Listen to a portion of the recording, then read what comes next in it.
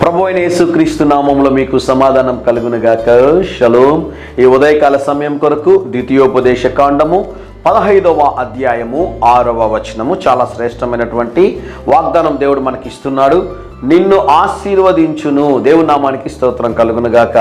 దేవుడు మీకు ఇచ్చిన వాగ్దాన ప్రకారముగా దేవుడు మిమ్మును ఆశీర్వదించును అని ఉదయకాల సమయంలో వాగ్దానం ఇస్తూ ఉన్నారు.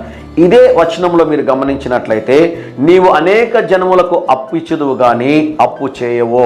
దేవుని నామానికి స్తోత్రం కలుగునుగాక. అందరూ కాదండి, కొంతమంది చేసే పొరపాటు చెప్తాను చూడండి. అప్పు తీసుకుంటారు, అప్పు తిరిగి ఇవ్వరు. అప్పు ఎగరగొట్టేస్తూ ఉంటారు. అప్పు ఎగరగొట్టేస్తూ మరొక పని చేస్తుంటారు. జాగ్రత్తగా నన్ను చూడడానికి ప్రయత్నం చేయండి. ఒకవేళ ఈ మాటలు మీతో అయితే సరి చేసుకోవడానికి ప్రయత్నం చేయండి. అప్పు చేసి ఉంటారు, అప్పువాడు అడుగుతున్నా అప్పు తీర్చరండి. కానీ దాన ధర్మాలు చేస్తూ ఉంటారు పేరు కోసం, సమాజంలో గౌరవం కోసం. నా మాట అర్థమవుతుందా? మీరు అప్పు తీసుకున్న వారికి అప్పు ఇవ్వకుండా దాన ధర్మాలు ఎందుకండి మీరు చేస్తారు? ముందు మీరు ఎవరి దగ్గర అయితే డబ్బులు తీసుకున్నారో వారి అప్పు తీర్చడానికి ప్రయత్నం చేయండి. వారు అడగలేదు అనుకుంటా ఉన్నారా? వారు నన్ను ఏం చేయలేదు అనుకుంటున్నారా? కానీ దేవుడు చూస్తూ ఉంటాడు. దేవుడు నిన్ను తీర్పులోనికి తీసుకొని వస్తాడు. ఎవరి దగ్గర డబ్బులు తీసుకున్నారా ఈరోజు? ఇవ్వలేని పరిస్థితులు ఉంటే ఫోన్ చేయండి, వారికి తెలియజేయండి. అయ్యా, నీ దగ్గర నేను డబ్బులు తీసుకున్నాను, అప్పు చేశాను, నా దగ్గర డబ్బులు లేవు, దేవుడు నాకు సహాయం చేస్తే ఖచ్చితంగా నేను తీరుస్తాను. నేను ఎగరగొట్టను, నీ డబ్బులు నేను తిరిగి ఇస్తాను, నాకు సమయం ఇవ్వండి అని అడగండి.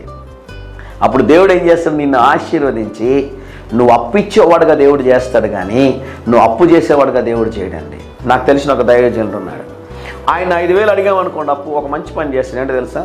అయ్యా, నా దగ్గర 5,000 లేవు, ఇదిగో ఈ 1,000 రూపాయలు ఉంచుకో, ఈ 1,000 రూపాయలు నువ్వు తిరిగి నాకు ఇవ్వాల్సిన అవసరం లేదంటాడు. ఆయన దగ్గర నేను కూడా నేర్చుకున్నాను.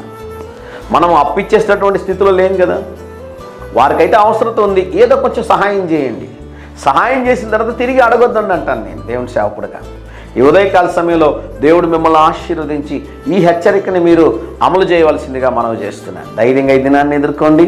దేవుని సన్నిధి మీకు తోడుగా వచ్చినగాక. ప్రియ పరలోకపు తండ్రి, ఈ దినం మా ప్రియులు తలపెట్టుచున్న ప్రతి కార్యములో మీరు జయమును అనుగ్రహించమని యేసు నామములో ప్రార్థిస్తున్నాము తండ్రి. Amen, amen.